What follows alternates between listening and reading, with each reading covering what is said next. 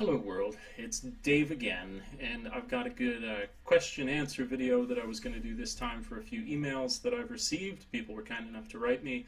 And in addition to that, because I feel like I'll answer these questions pretty fast, that I found within the emails, that I'll just do kind of like a blog thing, what's happening in Dave land over here in Japan, because I haven't posted a video, I suppose, in over a week now, something like that. So let's jump right into those questions right away.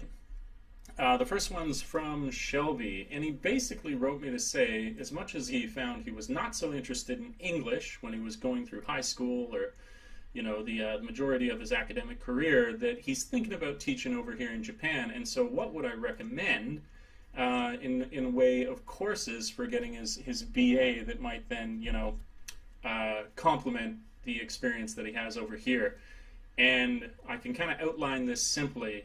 If you intend to teach after Japan in Canada, then I would recommend doing education-styled courses, because that's going to benefit you post-Japan. But if it is not your intention to teach in Canada after you've taught in Japan, I would just do what I did, which was do something that you find really, really interesting, or that you think that you might be a part of when you finish here. A lot of people say, you know, how important is it to get the TESOL or some sort of, you know, teaching that English as a second language certification in whatever form that it comes. And it is not, I would say, the majority reason why someone is chosen for the job over here. The majority reason that someone is chosen for the job over here is based on their basic requirements, which is that you've been through a 12-year English-speaking institution, and that you have at a minimum a BA in something. That is primarily what's important. And then I would say second only to that is that you would be able to make this transition where, you know, some people they'll look at, and I've mentioned this before, where if they have a family or something, or if you have a serious relationship, probably wouldn't mention those things in the interview, because they want to know who's going to come over here and would be most likely to stay or not suffer through the transition too much, that they would be interested to leave after a short period of time. So maybe that's less inspiring than you were looking for, but I feel like it's most accurate. You don't need a significant educational background in the courses that you take. You'd be hard pressed to have them complement what it is that you're doing here. It would be more something you would want to think about what you're doing afterwards. The training that you do within whatever company that you're coming over with is going to prepare you for this very specific style of education, which I think would actually be difficult to prepare for back home, because most of the education that you would participate in, or education-styled courses, would have to do with our system at home, as opposed to the assistant language teacher style that you're going to participate in when you're over here. So that would be my advice. If you're going back to do education later, load up on education. If not that, then do whatever you think you might follow up this career path with later, or might then transition into at some point. So that's my advice. Take it or leave it. Just my opinion. Okay, so that was one of the emails, and then we have the next email. Move on to Norman here. So Norman is sort of a, I don't know, call it like a sad story when I get to like what I'm thinking. So, hi Dave, I'm currently applying for a position in Japan, and he's gone through to apply for Interact, the company I'm working with, and he's looking at the requirements, and it says you must be a native level speaker of English, have acquired an education delivered in English for at least 12 years, have graduated or be about to graduate from a university with at least a bachelor's degree in any subject. And then it goes on to these sort of like behavioral things. You need to be cheery and energetic. Sure, yes, of course, everyone does. And then Norman says, I'm not a native English speaker, and I've not been through a 12-year education system which was delivered in English. However, English is my first additional language, and I've had English as a subject since primary school. My personal opinion is that my English isn't bad, but I'm wondering if it is on par with native level English speakers. These two things that I've mentioned for you are my only concerns. As for number 3 of having the bachelor's degree, I qualify, so on and so forth. So, and you know, he even has, like, Norman has TEFL experience as well, these things I've just spoke about.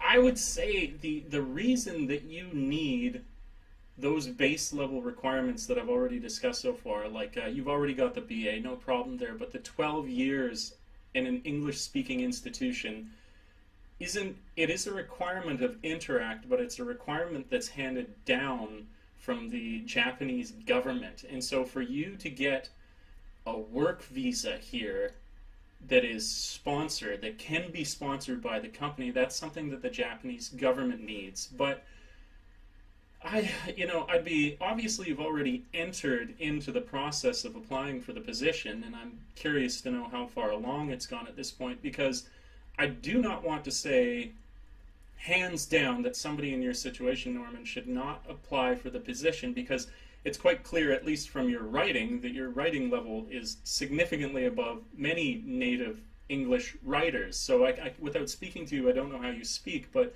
your comprehension of grammar and everything is amazing. You have this TESOL qualification, you have a BA.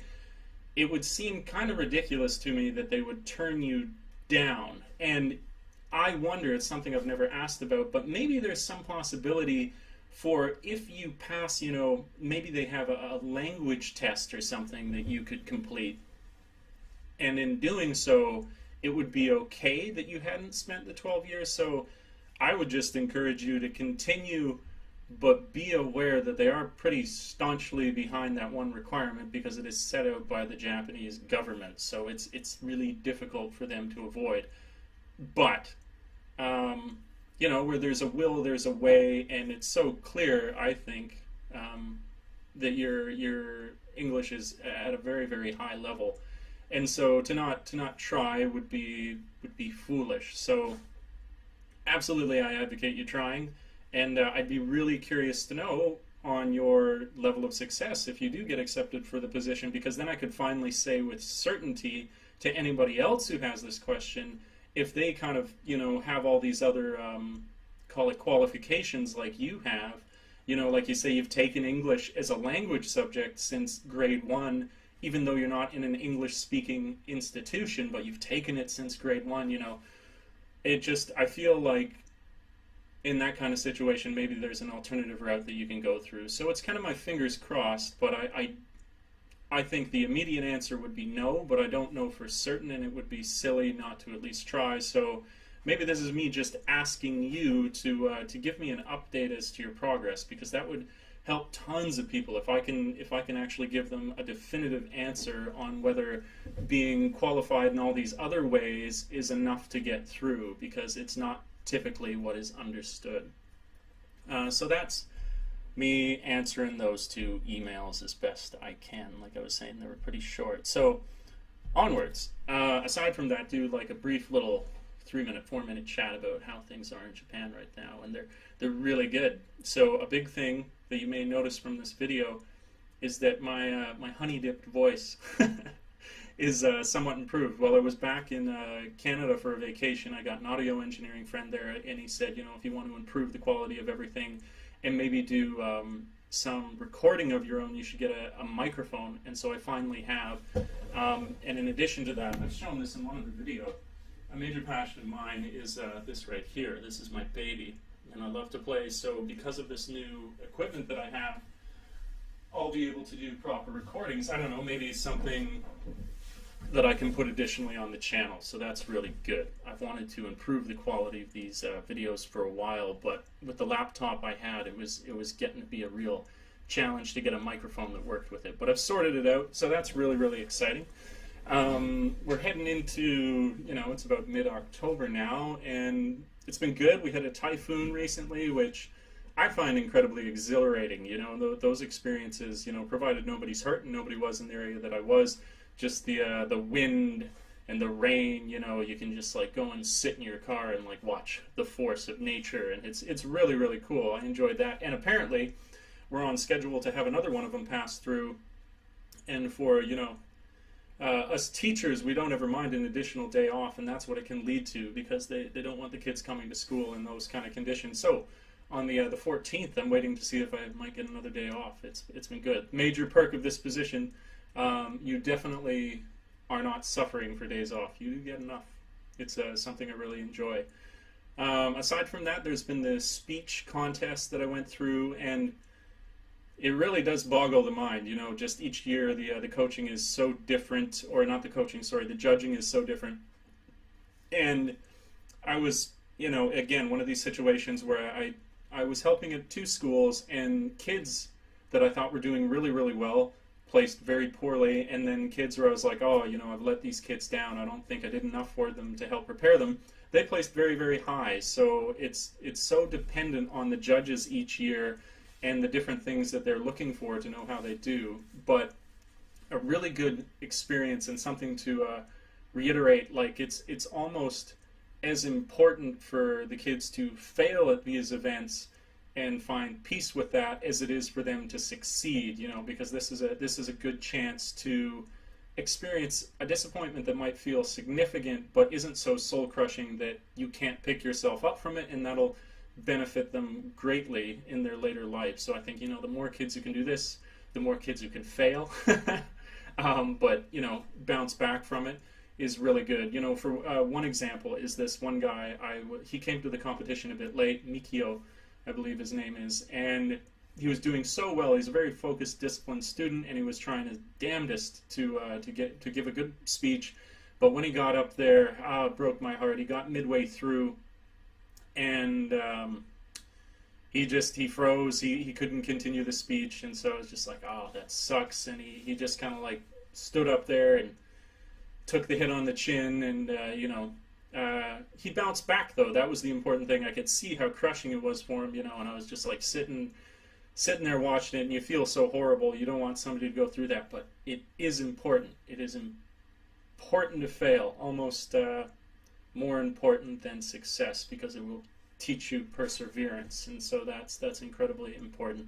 And now I'm waiting to go back in on Tuesday or Wednesday, and I actually had a few other students who were going to do another speech contest. There's kind of the standard for my region, but then if you want, you can go into this other one. So those kids have been doing really well. They've been studying really hard, and I hope that they have some great success. They're very talented. Everything is good, pronunciation, everything like that. Other experiences in my life right now. Yeah, that's actually, there's not a whole lot to report. I've got reading a fascinating book, but I won't speak about that because I'll write a review on that book. It's really great. Gives me an opportunity to say things like neuroplasticity and sound real smart, which I enjoyed. It's just great. I have mentioned already I transitioned to a new gym, and that's been incredible. I've been breaking through a bunch of different plateaus there.